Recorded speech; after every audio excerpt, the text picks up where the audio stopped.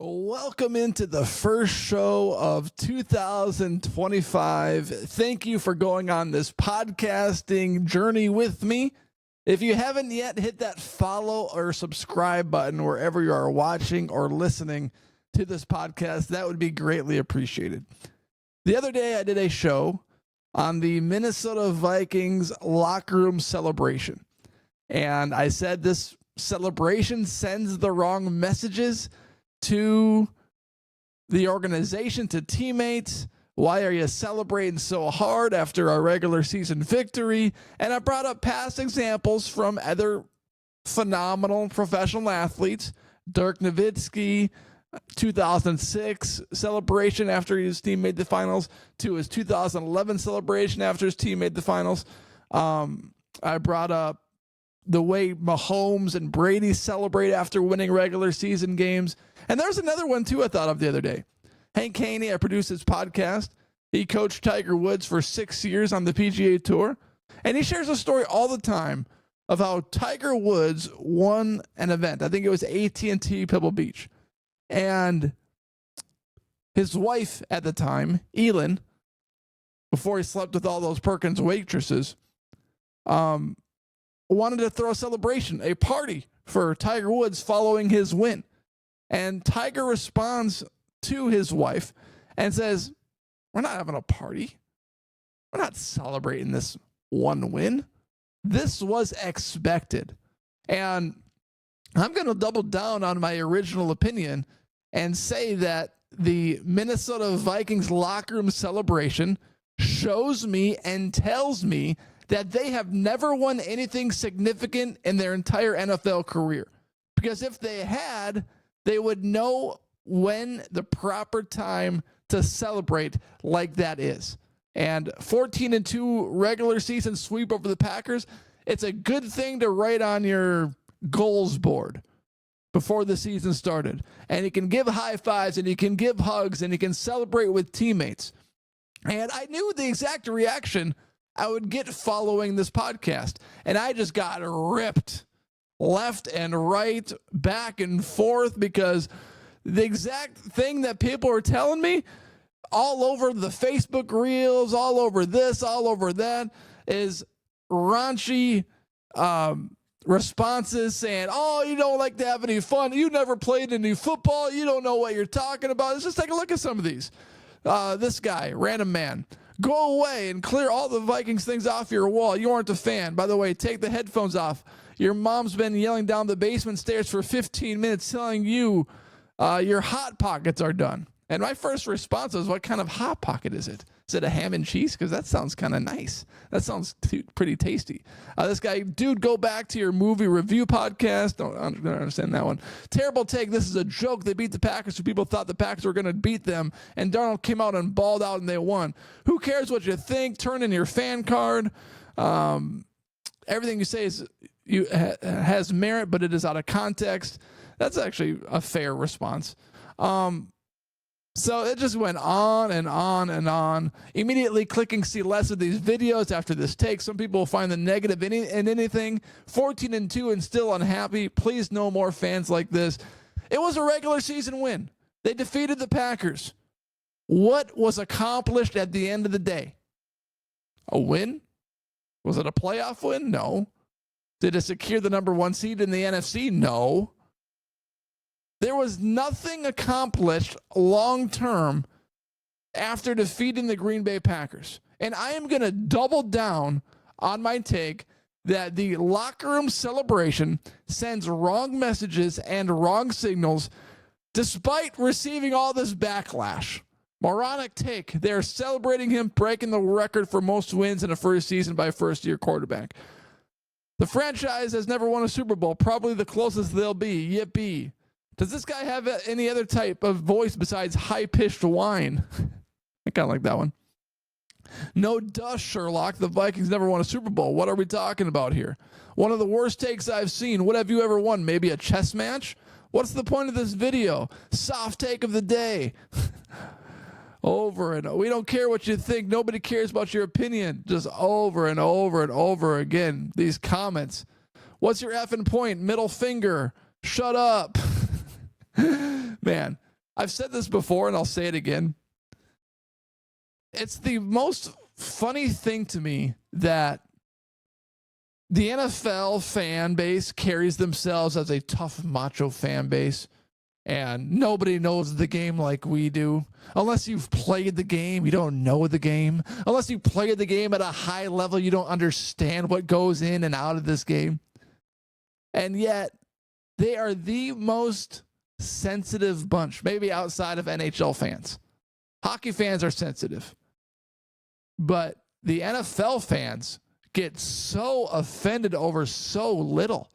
You say one bad thing or even one good thing about a team. Let's say a national host, a Colin Cowherd, he likes to talk about Sam Darnold, goes on a show and praises the Vikings.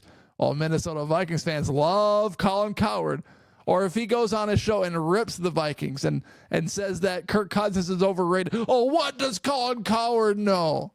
There are NFL fans that are so sensitive. And it is so funny to me because they think they're so tough and so macho. And I'm going to wear this jersey and I'm going to wear these spikes come out of my head. I'm going to paint my face all these different colors and tailgate and do these different things to represent and show that I love my team.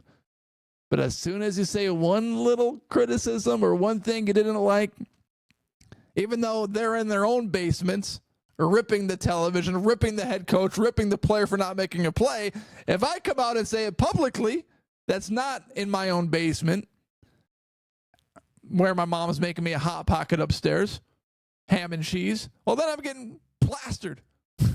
It's funny how that works. But I want to talk about something bigger on this show because there was a juicy Adam Schefter report and it's going around. He joined ESPN Radio. He is an employee of ESPN. And he had this to say about the Minnesota Vikings' current quarterback situation revolving around JJ McCarthy and the upcoming NFL draft where the quarterback market is slim.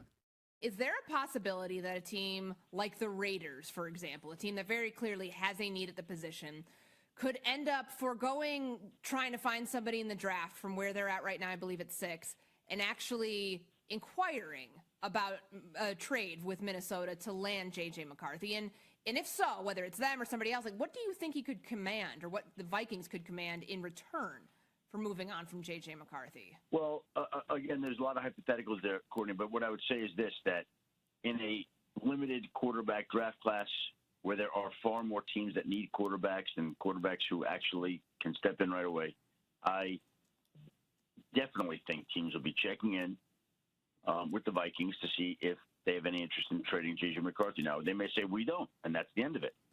But do I think teams will explore that option that you just raised here already? Of course. Absolutely. 100%. Because JJ McCarthy, would have been a top, if not the top quarterback prospect in this draft. And yes, he's coming off the ACL, so what? Doesn't really matter.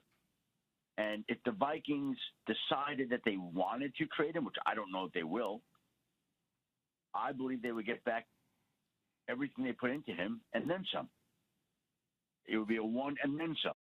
So Adam Schefter says that JJ McCarthy would be a top pick, if not the top pick in this upcoming NFL draft, which is full of college quarterbacks that aren't necessarily the cream of the crop. And you think about JJ McCarthy, was the 10th overall pick last year. You think about the Minnesota Vikings situation. Of course, I think one thing we need to be very wary of and very careful of when reacting to Adam Schefter's comments is teams are checking in with the Minnesota Vikings on JJ McCarthy. That is one of the most exciting but most over-exaggerated comments by any reporter. Because if the amount of times teams checked in on a player was reported, we would all blow our freaking minds and just lose our crap. because so often, probably more than we could ever even imagine, teams check in on players to see what their availability is. For example, last offseason, teams checked in on Justin Jefferson and the Minnesota Vikings.